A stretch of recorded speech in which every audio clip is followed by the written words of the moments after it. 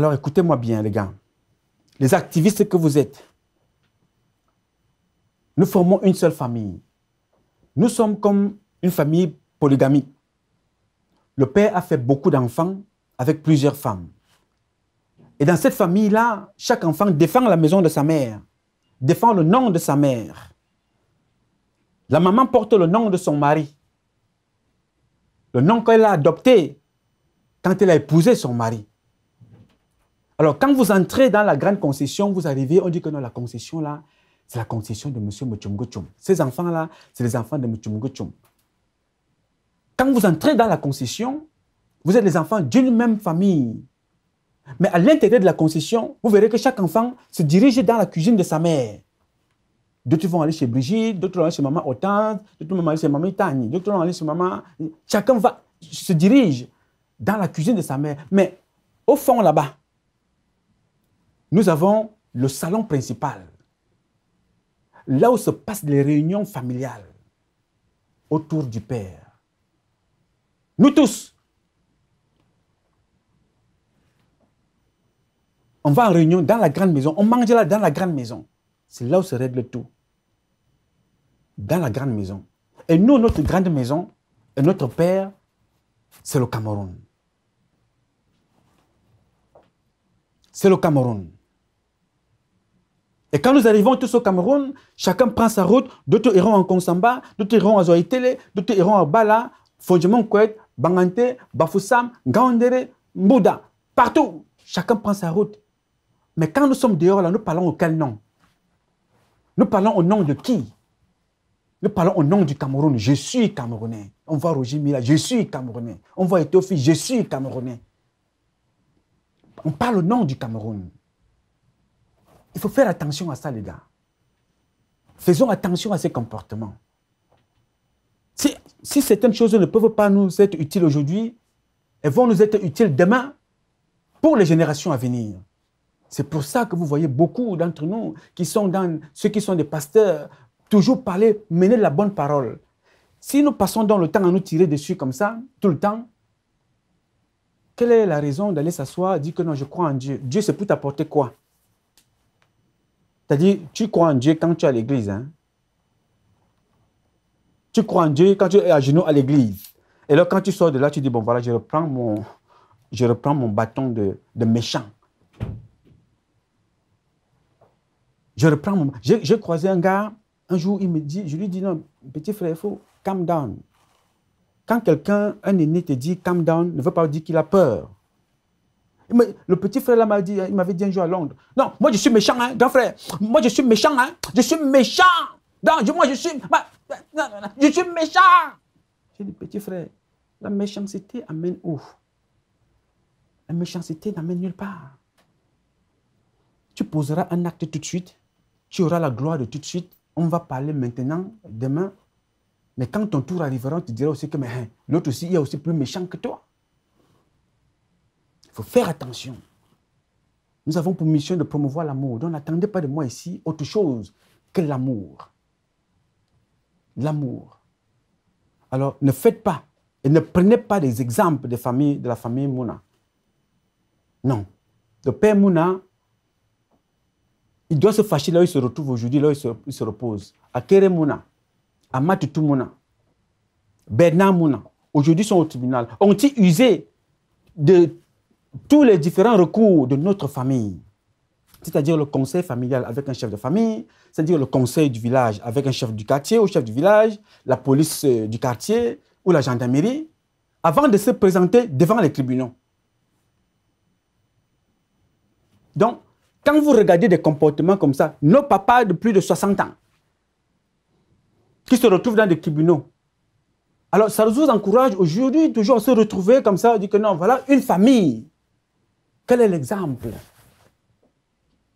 Quand les enfants regardent ça, les enfants, quand vous regardez déjà 3 parents qui ont des enfants, qui ont des petits-enfants et des petits-enfants, qui ont d'autres ont déjà fait des enfants, une famille, quand 3 parents, frères et sœurs se retrouvent au tribunal, ça veut dire qu'il y a au moins une famille de 70 personnes qui est dans des problèmes. C'est ce que nous voulons?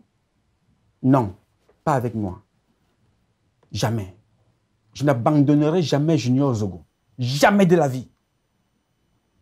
Je n'abandonnerai jamais Njana Seme, jamais. Bertol, jamais. J.P. Remingono, jamais.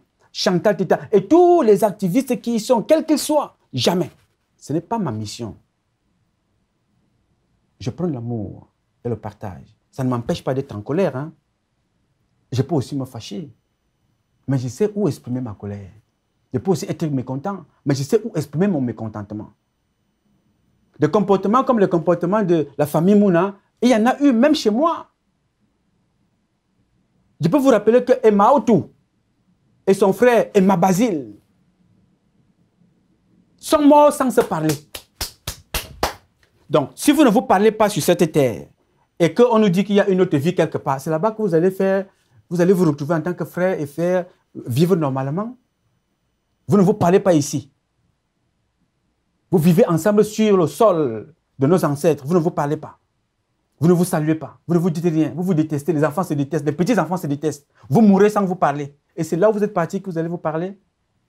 Non, monsieur. Il faut combattre ces comportements. Il faut les combattre jusqu'à la dernière énergie. Et c'est ça ma mission. Je n'ai pas une volonté ici de donner des leçons, mais de rappeler tout simplement des valeurs qui sont les nôtres et que nous devons continuer à perpétuer. Il ne faut pas perpétuer de mauvais comportements. Même si c'est nos parents, il faut leur dire que non, ce n'est pas bon. Moi, je refuse de reproduire les mêmes exemples pour vous et pour les générations à venir. Nous réussissons à échanger avec des terroristes, mais on a peur de nos propres frères. On court. Pourquoi on fait ça? Parce qu'aujourd'hui, dans nos têtes, quand on parle du terrorisme, quand on parle d'un certain nombre de comportements, parce que derrière, il y a l'argent. On donne plus d'amour à l'argent que de donner plus d'amour à l'être humain. On prend les risques d'aller discuter avec des terroristes que de discuter avec son frère qui est à côté. On noie l'amour familial. Il faut préserver l'amour, les gars. Il faut préserver l'amour familial. L'amour entre nous. C'est ça qui doit prédominer. C'est ça qui doit régner. Alors le CCT ne donnera aucune chance aux intrigues, aux intrus et à la manipulation. Et pour y arriver, notre cible, comme je vous l'ai dit tout à l'heure, est le système du président Biya et toutes celles de ceux qui l'ont encerclé comme un serpent Mboma et qui constituent cette association d'incompétents. Et nous rendons gloire à Dieu et saluons l'action du président qui a commencé à agir. À cette occasion, je vais une fois de plus renouveler mes remerciements à tous ceux qui nous ont accompagnés depuis plus d'une dizaine d'années dans cette mission. Aujourd'hui, il y a des arrestations. Demain matin, il y en aura encore. Il y en aura encore, il y en aura encore, il y en aura encore. Vous avez fait le bon choix, celui de nous soutenir pour l'intérêt du Cameroun et du peuple camerounais. Il y a encore certains, quelques semaines, certains qui sont en prison aujourd'hui me promettaient la mort, me menaçaient. Quand ils me promettaient la mort, ils étaient certainement avec certains d'entre vous. Là, ils avaient encore l'étiquette de ministre. Ils avaient l'étiquette d'ambassadeur. Un ambassadeur, on l'appelait Charles Atangana Bienvenu. Il avait appelé un jour l'un de mes parents, la mère de mes enfants, pour dire qu'il faut qu'on lui donne mes failles pour me faire exécuter. Je le dis ici, Dieu m'entend. Je ne dis pas des choses pour jeter des gens pour rien. Non, je vous le dis ici. Quand elle m'a appelé, elle m'a dit, fais attention. Je dis, qu'est-ce qui se passe? Elle me dit, voici ce que l'ambassadeur Charles Atangana Bienvenu me demande. Alors, fais gaffe. Je lui ai dit que s'il veut te faire du mal, il ne faut pas qu'il passe par moi. Parce que ça ne passera pas par moi. Charles Atangana Bienvenu. Donc, je vous dis ça tout simplement pour vous faire comprendre que quelques semaines auparavant, certains qui sont en prison aujourd'hui étaient là, me menaçaient, me traitaient de tout le... À vos yeux, ils étaient parfaits. Des dieux de la terre. Quand ils venaient, on mettait le tapis rouge. À vos yeux, aujourd'hui, là, après le travail que beaucoup d'entre vous ont effectué pour que ces gens-là se retrouvent en prison, L'homme le plus dangereux, c'est moi. Non, je n'attends pas une appréciation d'un X ou d'un Z. J'attends une appréciation de celui qui est au-dessus de moi. Le grand maître de l'univers. Seul lui peut juger le travail que je fais, le travail que vous faites. Donc, il faut faire attention. Et les mêmes personnes qui ont passé le temps à bloquer vos dossiers, c'est eux qui sont allés dire au président que non, cet enfant-là, il ne vous aime pas. Je vous ai dit, hein, je suis le meilleur fils de Paul Biya, fils de la République. Bangola, lui, il est son fils biologique. Moi, je suis le meilleur fils de la République du Cameroun, de Paul Biya. Et il le sait déjà. Parce que finalement, à la fin, il a compris que ce jeune garçon était dans le timing. Il faut que je l'accompagne dans l'exercice de ce changement. Parce que nul ne peut cacher la lumière du soleil. Le CCT n'est pas ici pour régler des comptes avec des uns ou les autres, dire des choses pour détruire les vies des gens. Le CCT est là pour dire des choses avec des preuves à l'appui. On recoupe, on enquête,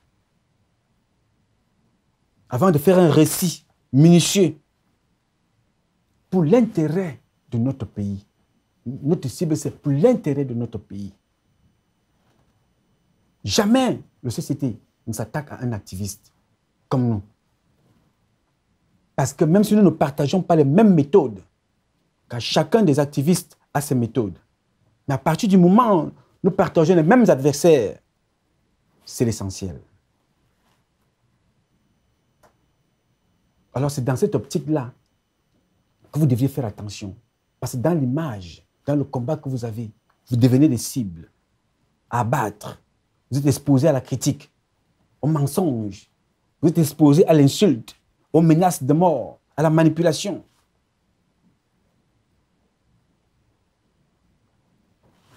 Il y a encore très peu de temps parce que le temps passe vite. Avant Sosten Fouda, c'était Boris Berthold qui était traité de tous les noms. Homosexuel, fils de pute, excusez-moi l'expression, bâtard, père inconnu. Il s'est battu là sur Internet à vouloir expliquer, tout simplement parce qu'il informe les Camerounais. Il prend le risque de s'exposer, informer les Camerounais. Et ceux qui profitent de ce système et qui veulent perdurer ce système vont dire tout et n'importe quoi. Il est homosexuel. Et même s'il l'est, c'est son choix de vie. Il faut l'insulter. Il faut menacer. Pour cela, il faut décrédibiliser les actions. Inonder la toile avec les fake news. Donc, je vous dis tout simplement, faites attention parce que, bon, moi, quand je regarde mon corps, là,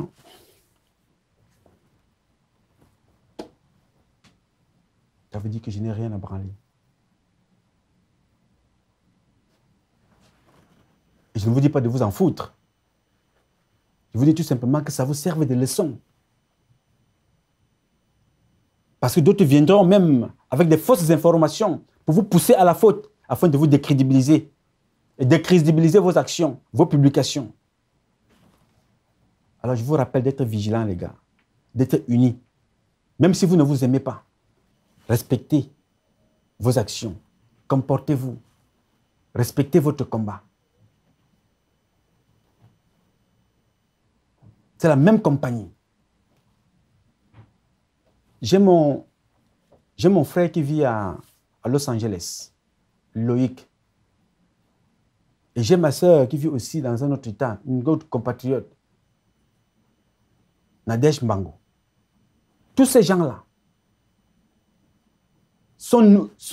les poitrines reçoivent des coups tous les jours. Parce que si ces gens avaient été faibles, personne ne serait encore vivant. Loïc reçoit des coups tous les jours. On en parle des heures et des heures. Tous les jours, il reçoit des coups. Nadège Mbango, pareil. Mais ils se tiennent. Elles résistent. Elles publient. Elles dénoncent. Elles informent. Elles sensibilisent. C'est ça la force. Demain matin, j'aimerais un jour au Cameroun que quand vous arriverez au Cameroun demain, quand tout ça sera vers la fin. Que quand les jeunes là vous verront comme ça, on disait, non, voilà, je l'ai d'ailleurs dit à mon petit frère, Boris Beitol, que quand vous allez arriver à Yaoundé demain, il faut qu'on vous cherche. On dit, mais où est Boris Beitol parmi ces gens qui défilent là? Non, non, c'est le petit qui est devant là, il met toujours les blousons là, le voilà là-bas devant. Voilà Nadège Bango là-bas, voilà Loïc de l'autre côté. Voilà Ndjana Semé là-bas. Voilà Kamdem. Voilà Mochumgo Chum. Voilà Chantal Teta là-bas. Aujourd'hui, nous prenons Winnie Mandela. Si elle dormait à la maison chez elle, on n'allait pas aujourd'hui, la télévision CNN n'allait pas parler d'elle. Hein, parce qu'elle a pris le risque d'accompagner un homme. Et pour accompagner cet homme-là, elle a décidé aussi d'être une activiste. Aujourd'hui, on célèbre sa mort.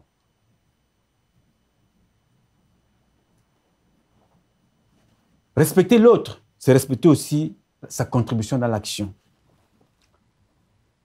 Et c'est dans l'ensemble que nous allons réussir cette lutte. Mais au lieu d'être au service d'un autre, regardez le nombre de dégâts que nous créons autour de nôtres. Regardez le nombre de vies sacrifiées autour de nous. Chers activistes, personne n'est l'exemple. Personne. Quand nous élevons nos enfants aujourd'hui au Cameroun, quelles références de vie donnons-nous à nos enfants en dehors de nous-mêmes? Parce que l'enfant va dire, voilà, tel père, tel fils, telle mère, telle fille. Mais quand vous regardez au Cameroun aujourd'hui, quelle est la référence qu'on donne à ces enfants? Puisque nous sommes tous des traîtres, nous sommes tous traités d'irresponsables, nous sommes tous des voyous, nous sommes tous des gigolos, nous sommes tous des bandits, nous sommes tous des prostituées. Quelle référence donnons-nous à nos enfants aujourd'hui? Ce que nous sommes en train de faire, hein, les autres peuples nous regardent, ils nous observent, ça s'appelle de l'autodestruction. Chez moi, à la maison, à mon patois, je vais être vulgaire, vous m'en excuserez, on dit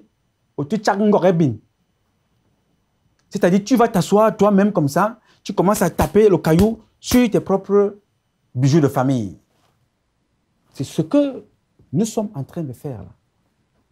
Les autres peuples nous observent, nous regardent. Et nous, ça nous fait plaisir de s'auto-détruire. Mais c'est sans moi, en tout cas. Je ne vous fais qu'un petit rappel ici, parce que c'est peut-être pour ceux qui ne le savent pas. Parce qu'il n'y a pas eu d'exemple dans notre pays. Et pourtant, le Cameroun pilule des exemples, de réussite, des excellences, des gloires. Mais que faisons-nous de ces gloires, de ces réussites, de nos héros? Tu te lèves le matin, tu dis à mon fils, je veux que tu sois comme Jean-Marie Emébé. Rien qu'à prononcer ce nom-là, vous voyez, même rien qu'à prononcer ce nom, toi tu me regardes, tu dis, tu poses la question à ton frère à côté, mais au fait, qu'est-ce qu'il est même devenu Jean-Marie Emébé? Oui, dès que tu as entendu, je veux que tu sois comme Jean-Marie Emébé, tu as posé la question. Et tout de suite, ça te revient en tête que Jean-Marie Emébé est vigile en France. Jean-Marie Emébé. Il y a des sportifs qui vous diront qu'ils ont quitté le Cameroun parce que c'est un pays où l'on ne s'occupe pas bien ou assez d'eux. C'est le cas de ces athlètes qui ont quitté la délégation camerounaise en plein Jeux olympiques à Londres et fondus dans la nature.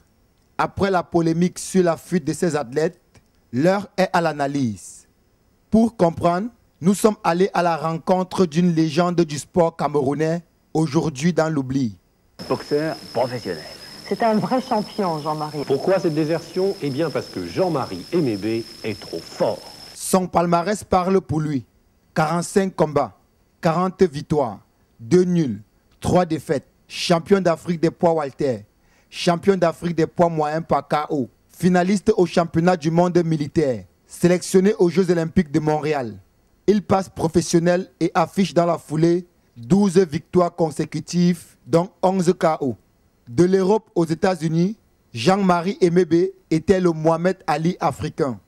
Ce champion hors norme travaille aujourd'hui comme vigile en région parisienne et crie à qui veut l'entendre que le Cameroun l'a abandonné et qu'il n'a jamais rien reçu malgré toutes ses médailles. J'ai travaillé comme vigile à l'ambassade du Cameroun. Alors ça a tellement fait un choc aux Camerounais en me voyant travailler comme vigile, si bien qu'ils ont contacté, eux, ils ont pris le téléphone, contacté le ministre des Sports au Cameroun en leur disant, monsieur, on a vu notre champion travailler comme vigile. C'était en quelque sorte une humiliation. Ça fait tellement un bruit que ça dégénérait, quoi. Quand j'étais champion d'Afrique en 1979, j'ai eu quand même plusieurs décorations du président Aïdjo, deux d'ailleurs. Je n'ai jamais perçu un seul centime de cette décoration, comme on dit. À la question de savoir pourquoi ne rentre-t-il pas au Cameroun mettre son savoir et son expérience à la disposition de sa patrie, il répond. Je suis disponible à amener les gars, par exemple, aux Jeux Olympiques. J'ai même écrit une lettre au ministre des Sports en disant, ça tombe, et comme il m'avait dit, ça tombe après. On en a discuté pendant au moins 3 heures au téléphone. Kédal, je n'ai même pas eu de réponse dans ma lettre. Vous voyez? Jean-Marie Emebe restera à jamais la légende de la boxe africaine. Il aspire aujourd'hui à transmettre son savoir aux jeunes générations si on lui donne la possibilité. La balle est donc dans le camp des autorités. Première médaille olympique de chez nous. Un boxeur de haut vol. Un boxeur talentueux. Même parmi toutes les sociétés que les Camerounais créent à l'extérieur, aucun Camerounais n'a pas pu prendre cet enfant-là, ce monsieur, pour dire que non, viens travailler avec moi dans un bureau là, quelque part. Parce que nous sommes toujours dans l'humiliation. En France, quand tu es en prison,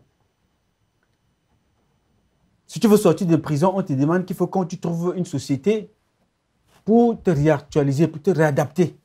Un Français se lève et dit que non, je vais le prendre pour lui redonner sa chance. Mais un Camerounais va t'assommer tout de suite. Ce qu'il va faire, c'est qu'il faut qu'il cherche. Il va non, il était en prison, il a tué quelqu'un. Il a volé au supermarché. Ah, dis donc, il était en prison, laissez ça. Dis donc, tu fais quoi ici? Va, circule. Mais le Français, chef d'entreprise, va aller en prison. Il dit non, il n'a pas de métier, je vais lui donner un emploi, je vais le former, je vais lui donner sa chance. Jean-Marie Emebe n'a jamais été en prison. Mais les Camerounais ont des sociétés partout. L'État du Cameroun, alors, il est là. Vous allez dire à votre fils, deviens Jean-Marie Emebe. À la fin, pour devenir quoi? Vigile. On ferme la page. Je veux que tu sois comme Joseph-Antoine Bell. Je veux que tu sois comme Joseph-Antoine Bell, l'un des meilleurs gardiens au monde. Joseph-Antoine Bell. Allez au Cameroun, vous voyez comment elle est traitée. Je veux que tu deviennes comme la première femme, première fille de la musique camerounaise, Anne-Marie Nzié. Non, laisse tomber. Anne-Marie Nzié est morte pauvre.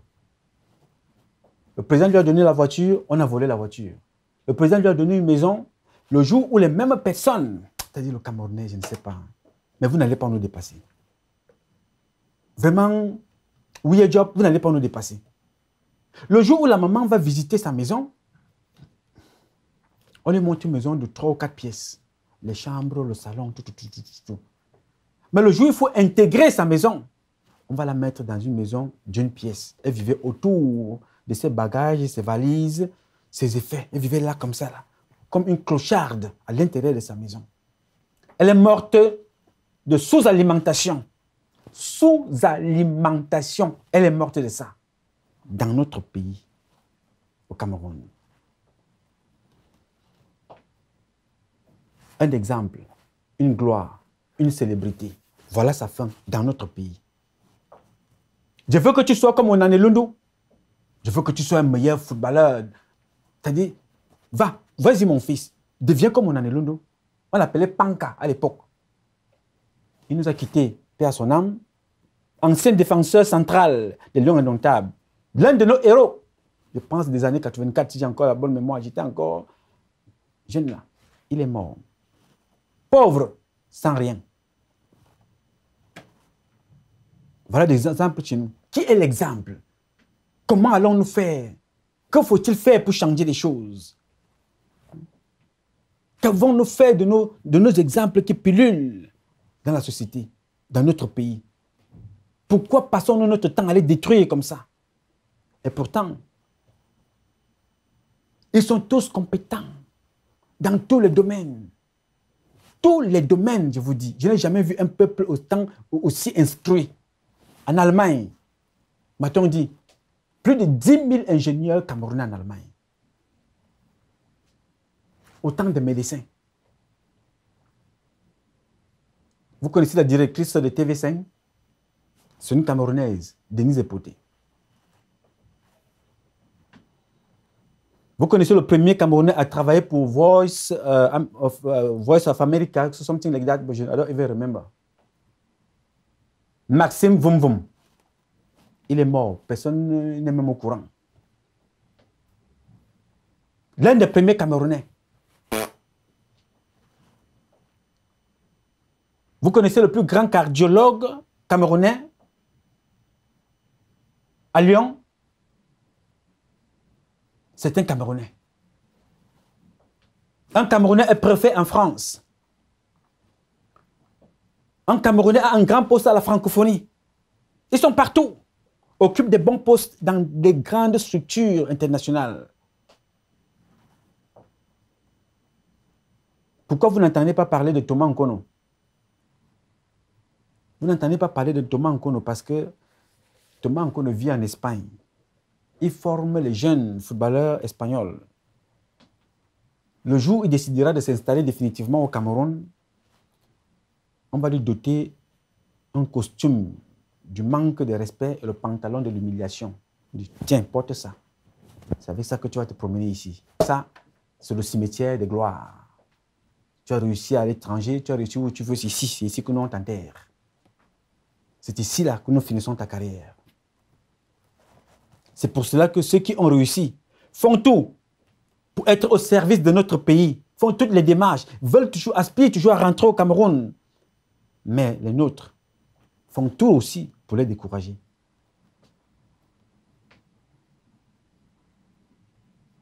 Toujours. Dans notre pays, tes parents te disaient toujours, fils, je veux que tu réussisses comme l'enfant du voisin. Je veux que tu réussisses parce qu'elle a eu le bac. L'année prochaine aussi, il faut que tu aies le bac. Il faut que tu fasses pareil, peut-être plus. Aujourd'hui que vous avez eu les diplômes, vous avez eu la clé de la réussite, les cadenas, ils ont changé les clés des cadenas, disait quelqu'un. Et c'est l'œuvre des hommes et des femmes malsains que nous sommes. C'est l'œuvre des hommes et des femmes malsains que nous avons parmi nous et qui ne viennent pas de loin. Si un étranger veut te faire du mal, il n'a pas besoin d'un étranger, il a besoin que d'une main camerounaise derrière pour exécuter le mal. Nous avons détruit, mes chers compatriotes, tous nos talents ou presque. Toutes ces Camerounaises et Camerounais qui ont réussi décident de rester à l'étranger parce qu'ils savent que chez eux au Cameroun, ils n'auront aucune chance. Je vous invite alors, les gars, vraiment à faire attention, à mettre dans votre tête que nous devons privilégier l'amour. L'amour dépasse des frontières que nous essayons de nous imposer. Dépassons la frontière de la jalousie. Dépassez ça totalement. Un jour, mon ami Napindon du Code,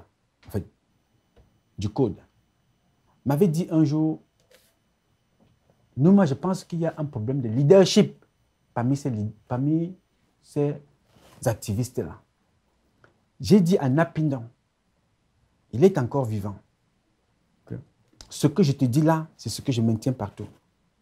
Le jour où il y aura un Camerounais qui va se lever, qui nous apporte l'assurance, avec tout, pour dire que c'est lui notre candidat, vraiment, sois sûr que je vais me mettre derrière lui et moi, je le suis. Le jour où quelqu'un d'entre vous se lèvera, il m'appelle, il me dit que nous, voici notre projet, voilà ce que nous allons faire, je le suis. Qu'il soit d'un Fondjemon Kouet, qu'il soit de Garouaboulaye, qu'il soit de Manfé, qu'il soit de Bolova, de Bala, de ça, de Douala, des Zeka, de Déa, de partout au Cameroun. Moi, je le soutiens. Tout ce que je veux, c'est que je sais que vous êtes tous intelligents. C'est quand nous allons sortir de ce quota-là, équilibre régional, vous allez voir comment nous allons réussir. Quand nous allons arrêter de célébrer des ministres qui réussissent pour aller donner à manger, à boire, tellement ils ont donné à manger, à boire, qu'ils ont oublié de faire la mission qui leur a été donnée par le président de la République, aller encore les trouver donc maintenant en prison là-bas.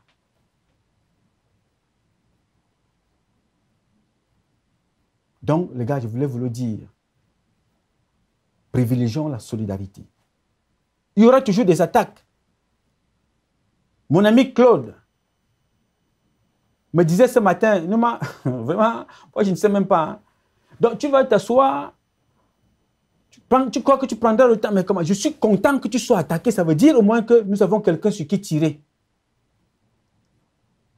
Là, au moins, il faut qu'il se concentre sur toi. Nous autres qui ne connaissent pas là, nous sommes en train de ramper. Et j'ai trouvé ce que Claude disait très bien. Parce que si nous nous levons pour riposter, ils ont vite fait de repérer tout ce que tu as comme soutien.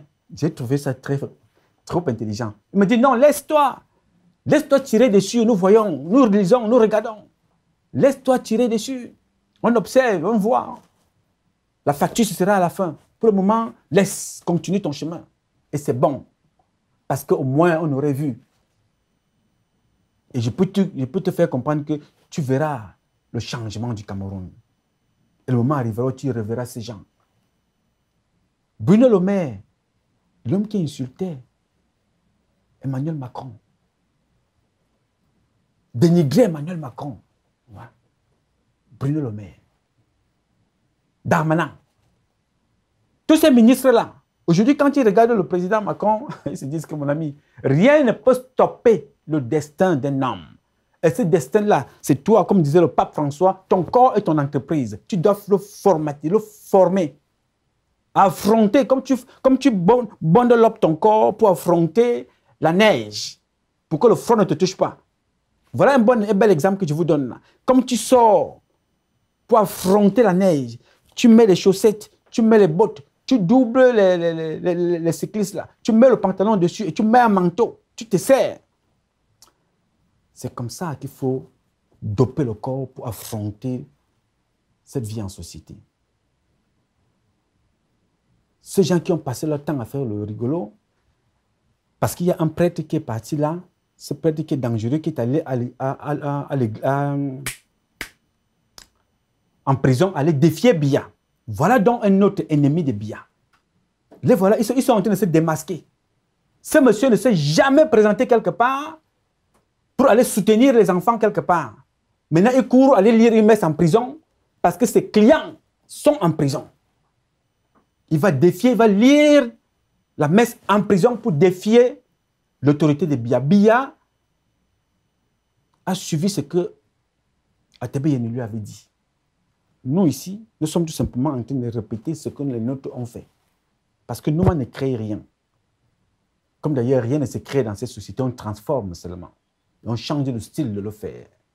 Atebe Yeni avait dit au président de la République, créer le tribunal spécial criminel. Il faut que ces gens-là assument pendant que tu es encore là. J'ai répété ça ici, là. Bangola a répété. Vous avez répété. Kemta, Emmanuel, a répété. Vous répétez. Et maintenant, Paul Biya, pendant qu'il est encore là, il voit donc ceux-là qui ont assassiné sa politique, cachent les ministres qui détournent de l'argent indélicat. Viennent même jusqu'en prison et leur faire comprendre que Dieu vous sortira d'ici. Écoutez-moi des inepties comme ça. Écoutez.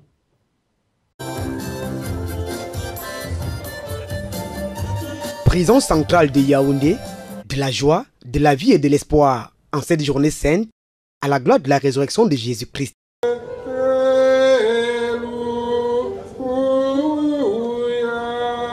Point focal ce samedi 31 mars, où l'archidiocèse de Yaoundé et le monnerie catholique Saint-Jean-Paul II, sous l'égide de Monseigneur Jean Barga, archevêque métropolitain de Yaoundé, sont venus célébrer la veillée pascale avec les détenus et partager avec ces derniers les bienfaits de la résurrection de Christ. Jésus est capable, même après la mort, de vous faire sortir du tombeau. À plus forte raison, après votre incarcération, il vous sortira d'ici.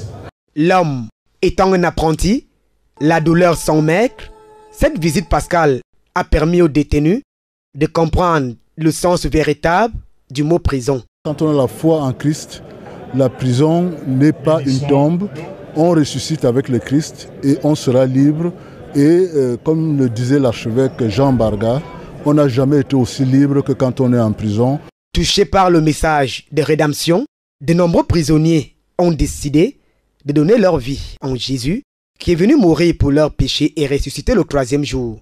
Des témoignages touchants, on en a récolté. J'ai été condamné à 30 ans de prison le 12 octobre 2012. Le 20 juin 2017, la Cour suprême a déclaré que cette condamnation était complètement annulée et cassée. Il s'agit bien d'une résurrection. Là où le péché a abondé, la grâce a surabondé. La messe pontificale de la veille pascale, c'est pour les détenus à la fois un honneur et une marque de sollicitude pastorale de sa part. On retiendra de la prédication de Monseigneur Jean Barga 4 points saillants, à savoir la foi, la rédemption, l'amour de Dieu et la grâce. Car la douleur n'est pas la peine et la contrainte. Au bout du compte, elle procure la joie et devient même pédagogique parce qu'elle instruit.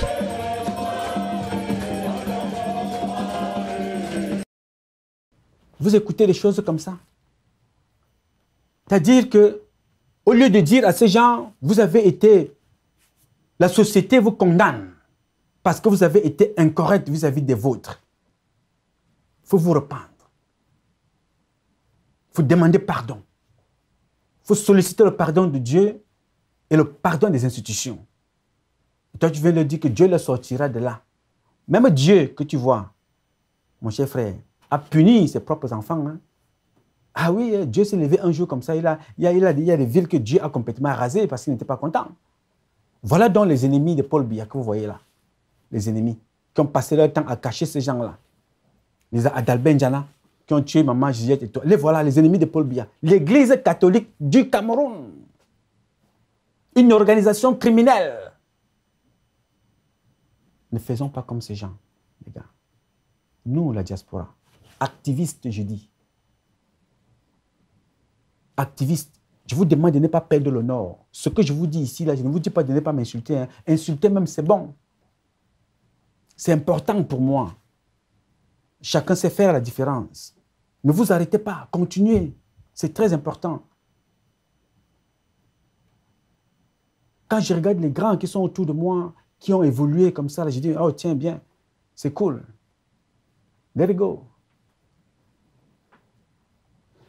Alors, enfin, je vais ici clôturer cette introduction, en fait, tout du moins cette partie, avec mon frère, le fils de la veuve, Georges Gilbert Bangola. Pour ceux d'entre vous qui m'ont interpellé, qui m'ont appelé pour me poser la question de savoir si Georges Gilbert Bangola est vraiment le fils de Paul Biya.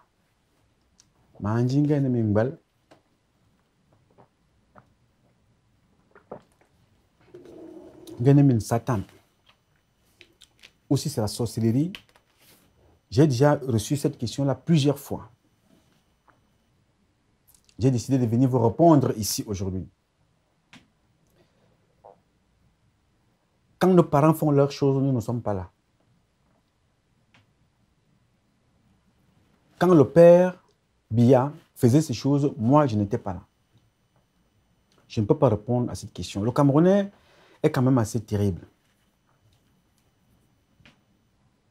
Nous sommes quand même terribles.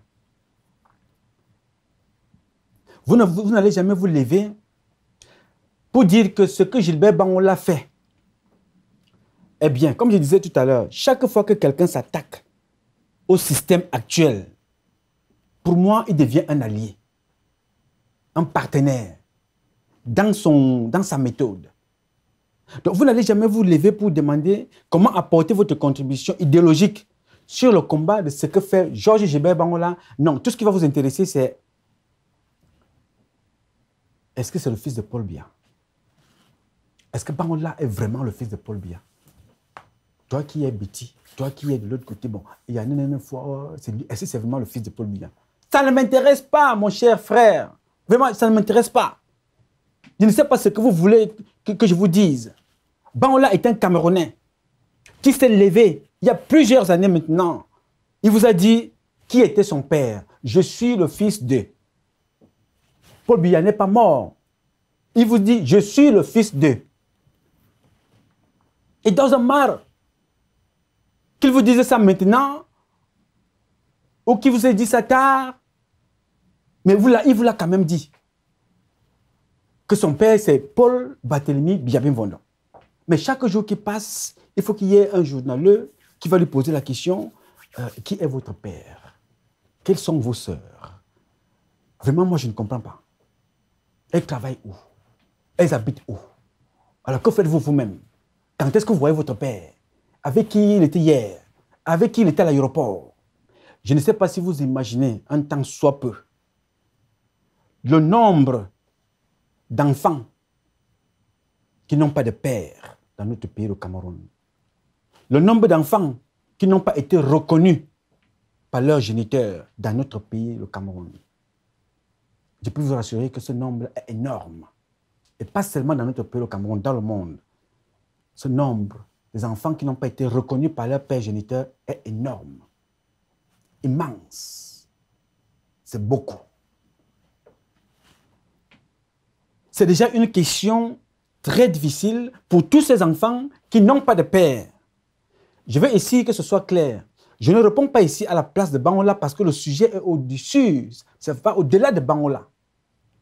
Mais quand on est un père, un fils d'une famille, et quand je vous le dis à juste titre, je ne réponds pas à sa place, mais je me mets à la place des enfants qui vivent les mêmes situations dans nos différentes familles, tous les jours. Qui est votre père? Le nombre d'enfants qui se font même insulter toute la journée. Bâtard, excusez-moi de l'expression, fils de pute, père inconnu, et j'en passe. Tout être humain aimerait connaître son géniteur, son père, sa mère. Bangola, ce n'est pas parce que lui a la chance aujourd'hui d'être un homme public. C'est-à-dire que psychologiquement, il peut gérer cette façon de le traiter là. C'est-à-dire que vous, en posant cette question-là de façon répétitive comme ça, c'est une façon de l'humilier que non, pourquoi il a cru que son père était que président? Pourquoi il n'est pas allé trouver un père cultivateur? C'est ça votre logique. Il y a des enfants qui souffrent dans notre pays. C'est un problème très très sérieux. Très sérieux les gars. Parce que l'absence d'un père dans la vie d'un enfant a parfois des conséquences psychologiques graves et très souvent irréversibles. Vous devez le comprendre. On doit l'évoquer, mais il faut savoir comment l'évoquer. Mais certains des journalistes de notre pays n'ont pas compris ça encore. Ils n'ont pas l'air de comprendre. Vous pensez qu'en répétant la même chose comme ça de façon répétitive, c'est tourner Bangola au ridicule, à une forme de moquerie. C'est très important, c'est plus que ça, ce que vous faites. Le danger est plus grand, mes amis. Il y a dans notre pays des enfants qui sont nés dans des conditions épouvantables. De viol, d'inceste, d'adultère, d'autres dans les relations d'un soir. Et que les mamans même ne se rappellent même pas. Mais elle a seulement eu le courage de garder cet enfant. Elle s'est dit, voilà, elle est arrivée, je veux le garder. C'est arrivé, je veux le garder. Elle ne l'a pas tué, elle l'a gardé. L'enfant n'a pas de père aujourd'hui, elle va commencer où? Répétez ça comme ça à la télévision, dès que vous avez le même invité, vous répétez les mêmes questions. Mais ceux qui vous admirent, ceux qui regardent vos émissions, derrière, vous avez des enfants, qui disent, voilà, quand moi je pars, c'est la maman de l'autre, les parents de l'autre qui viennent nous déposer à l'école, ils sont toujours ensemble. Maman, qui est mon papa? Maman, où est mon père? Maman, qui est mon père? C'est-à-dire ça crée des traumatismes. Ce n'est pas qu'on ne doit pas en parler. Mais c'est qu'en parler pour une seule personne comme ça, je trouve ça, c'est énorme. Je vous invite à faire attention. Notre pays a tout perdu, a perdu les repères. Évitons de perdre tous les repères éducationnels. Et nous sommes au point de perdre nos repères traditionnels. et culturel. Il faut faire très très attention avec ces comportements. Qui est la maman de Bangola? Qui était-elle? Il vient tous les jours, il vous dit sa mère s'appelait Bangola Élise. Mais on va lui reposer la même question, poser over and over. Ou vous attendez qu'il vienne vous faire comprendre que non, ma mère s'appelle maintenant, ce n'est plus Bangola Élise, maintenant c'est Ngomandeng, Mchumgochum, Solange. Il faut que cette maman-là se repose en paix là où elle est. Pardon, je vous parle de ça. Parce que tout le monde ne viendra pas ici, je ne viens pas ici vous parler de ma propre vie. Mais il y a certaines questions qui me concernent aussi. Ce n'est pas le moment d'en parler, mais il y a beaucoup d'enfants dans ce cas-là. Beaucoup d'enfants dans ce cas.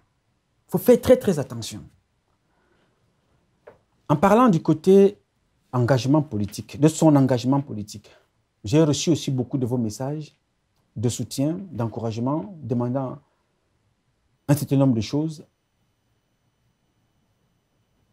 Je vais vous dire une chose, c'est que, comme je l'ai dit tout à l'heure, toute personne qui dénonce le système et toutes celles de ceux qui abusent le système, pour moi, est un allié. Reconnaissons que Gilbert Bangola met le doigt là où ça fait mal. Et comme nous le faisons ici dans le CCT, comme beaucoup le font aussi. C'est un gars qui a pris le risque de se lever, prend tous les risques pour dénoncer ce qui se passe dans son pays, le Cameroun. Il parle des gens qui sont nommés par son père et qui font partie intégrante du gouvernement. Il le fait avec ses moyens, il le fait avec ses méthodes, il le fait avec son style. Chacun peut juger, mais les résultats sont là. Dans ce risque-là, combien de nôtres sont morts en prenant les mêmes risques? Paul Biya a combien d'enfants? Combien manifestent? Tout du moins les garçons, les aînés. Combien se comportent comme Gilbert Bangola? Lui au moins il se lève, il fait quelque chose. Lui au moins il se lève. Il dit que je vais dire, je vais parler, je vais faire ceci. Toi, mon frère, que fais-tu? Ce n'est pas ton pays. Ce n'est pas le Cameroun. Lève-toi aussi à ton niveau, je vous ai dit. Le Cameroun est un malade qui est dans le coma. Nous sommes tous des médecins, tous. Nous sommes des médecins, tous. Nous sommes des médecins. Chacun a sa spécialité. Bangola a pris sa spécialité.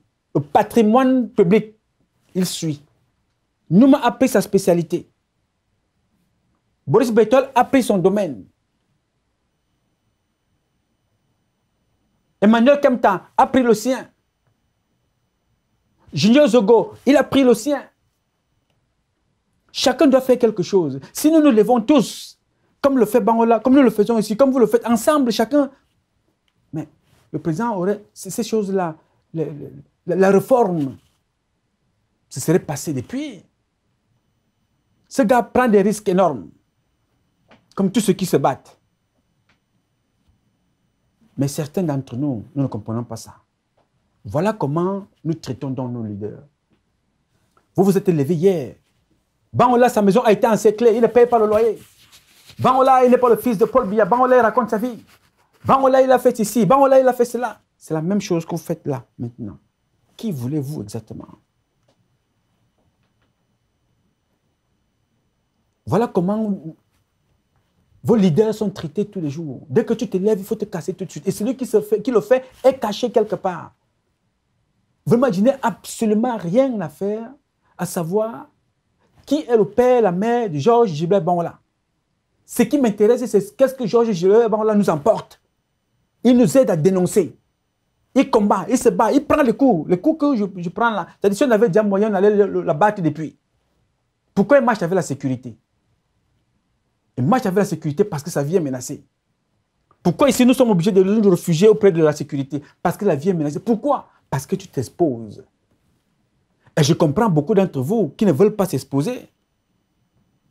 Mais si vous ne voulez pas vous exposer, mais respectez au moins ce que les autres font. Quel est ce peuple-là qui insulte tout le monde en longueur de journée parce qu'il est caché derrière un ordinateur aux États-Unis, derrière un ordinateur en Europe, en France, mais profite des minima sociaux, profite des avantages en Belgique, profite des avantages en Angleterre, en Allemagne, mais ne prend aucun risque de dénoncer. D'accord, quand il prend, c'est pour dénoncer ceux qui dénoncent. C'est pour combattre ceux qui dénoncent là. Voilà comment nous sommes traités. Qui voulez-vous qui dirige le Cameroun de demain? Hier, Charles Atebe était traité, il marchait, ce gars marchait dans sa poche là, avec ses diplômes. On disait qu'il avait des faux diplômes. Pourtant, il était à Yaoundé, il enseignait à Yaoundé, il les a eu là à Yaoundé. Mais il avait des faux diplômes. On fait toujours tout pour combattre. Toujours tout. Il n'y a pas très longtemps, c'était Parfait Songhai, qui a enseigné au Cameroun. Un enfant brillant, mais il faut toujours faire tout pour casser. Il a enseigné avec vous, il a tout fait avec vous. Quand normalement les gens n'adhèrent pas à vos contrats, ne veulent pas respecter ce que vous dites, ils ne veulent pas prendre les chemins bizarres, tout de suite on fait d'eux des méchants. Le gars prend le recul, maintenant on dit non, il a des faux diplômes. C'est vous qui l'avez nommé, les résultats sont là. Il enseigne, les résultats sont là. Bon, maintenant que vous l'avez mis dehors, qu'il a des faux diplômes, ceux que vous avez pris comme ayant des vrais diplômes, les voilà qui inondent les prisons. Voilà le Cameroun. Voilà ce que nous sommes. Dès que tu commences à dénoncer, à vouloir que ton pays ressemble à la France, ce n'est pas le Français qui va te tuer. C'est le Camerounais qui va te tuer. Dès que tu commences à penser que ton pays doit ressembler aux États-Unis, point de vue développement, ce n'est pas l'Américain qui te tuera. Le premier coup que tu recevras viendra du Camerounais. Des profiteurs cachés derrière des claviers qui insultent, dénigrent, calomnient, mentent, manipulent en longueur de journée pour faire plaisir à leur ego, paraître au lieu d'être. Au finish, que voulez-vous voir diriger demain notre pays?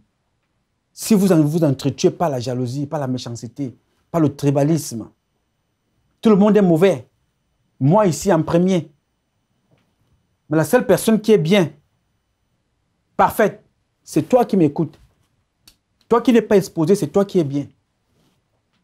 Mais quand tu sors là, tu dis à ta femme que bon, chérie, je m'en vais au travail, hein, mais tu vas dormir ailleurs. Jusqu'au jour où on va t'arrêter. Mais c'est nous ici que tu verras que non, le gars est mauvais. Quand tu es là, tu es dans ta famille, l'homme le plus détesté. Mais c'est nous que tu verras. Qui voulez-vous qui dirige au Cameroun si toi tu ne le fais pas? Paul Biya n'est pas éternel. Toi tu peux diriger le Cameroun. Diriger le Cameroun, ce n'est pas seulement être président. Tu peux diriger le Cameroun dans n'importe quel service. Tous ces ambassadeurs-là, quelle est leur étiquette?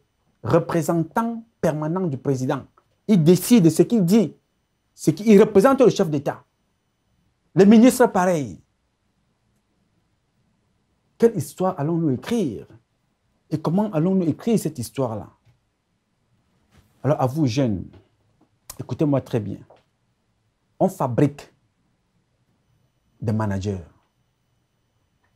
On ne fabrique pas un leader. On fabrique des managers qui sont là pour vous montrer comment on range les choses dans les rayons, dans les machins, mais un leader, on ne le fabrique pas. On est né leader. Alors, développez votre génie. Personne ne pourra vous stopper. Personne. Chaque jour qui passe, moi, je gagne. Je suis un gagnant. Oui ou non? Je suis un gagnant. Chaque jour qui passe. Alors, jeune Camerounais de chez moi, c'est pour te dire qu'il faut savoir dire non à un parent, gentiment. Lui dire non quand ça ne va pas, avec le respect. Insister, même s'il est sourd, il finira par comprendre. Et nous l'avons fait avec le travail de nous tous et de vous tous. Alors, pour répondre à la question, est-ce que Bangola est le fils de Biya? Est-ce que Bangola, le travail qu'il fait là, il se base sur quoi? Je viens de te répondre que ça ne m'intéresse pas. C'est le résultat qui est important pour nous. Quand vous avez les joueurs à l'équipe nationale, là, il y a d'autres que vous ne connaissez même pas leurs parents. Mais dès qu'on va dire, ouais, le Cameroun a gagné. Oui, c'est qui? Oh, dès qu'on voit le drapeau, Vous sautez d'abord, vous dansez, et après vous posez la question, mais qui a même marqué le but là? On te dit, tu ne sauras jamais son père, mais tu as vu l'action. Faites l'action. Faites l'action. Il faut agir maintenant. La victoire se profile, les gars. Arrêtez les intrigues. Arrêtez les intrigues. Sortez de vos nids pour qu'ensemble, qu'on se batte. Pour que celui que vous allez élire demain soit fort et courageux, qu'il ait tout pour qu'on puisse réussir. Que ce soit le fruit de nous tous, le fruit de votre choix, le fruit de l'élection, la contribution de tous et de chacun. Nous allons alors apprendre à nous respecter, à faire respecter nos intelligences pour notre pays, pour l'avenir de demain. Il faut qu'on apprenne à se respecter, que chacun soit à sa place. Quand on est une prostituée, on a sa place. Il faut qu'on apprenne à respecter des ministres chez nous. Il faut qu'on apprenne à respecter des sportifs chez nous. Qu'on apprenne à respecter des intelligences chez nous. Qu'on apprenne à respecter chacun d'entre nous dans son domaine respectif. Quel est ce pays où la grande partie de la diaspora francophone se sent à l'aise à l'étranger parce qu'elle profite de tous les avantages dans les pays développés? Avant de fermer ce chapitre, je veux rappeler une chose très importante à toutes celles et ceux qui me font l'honneur de nous écouter, à tous ces fils camerounais qui se battent. Le CCT a décidé d'apporter encore une fois de plus sa contribution à nos compatriotes qui sont au nord du Cameroun. Cette contribution nous a été apportée par un homme d'affaires américain. Et cette contribution doit être dirigée là-bas, au Cameroun. Et je demande ici des volontaires parmi vous qui veulent aller escorter ce qui nous a été donné ici. Le CCT offre 2 billets d'avion pour accompagner ça au Grand Nord. Ce qui a été remis n'a pas été remis pour le CCT. Ça a été donné pour nos compatriotes du Grand Nord. S'il y a des volontaires parmi vous, qu'ils se manifestent très rapidement. C'est aussi ça, notre contribution. C'est aussi à ça que servent les réseaux sociaux. Mes chers compatriotes, mesdames, messieurs, ce combat est un combat de tous et de chacun pour un intérêt commun. C'est avec la bénédiction du Très-Haut, le Maître de l'univers, la volonté des Camerounaises et des Camerounais que vous êtes, et les amis du Cameroun, que nous vaincrons. En attendant, le combat continue. J'ai dit.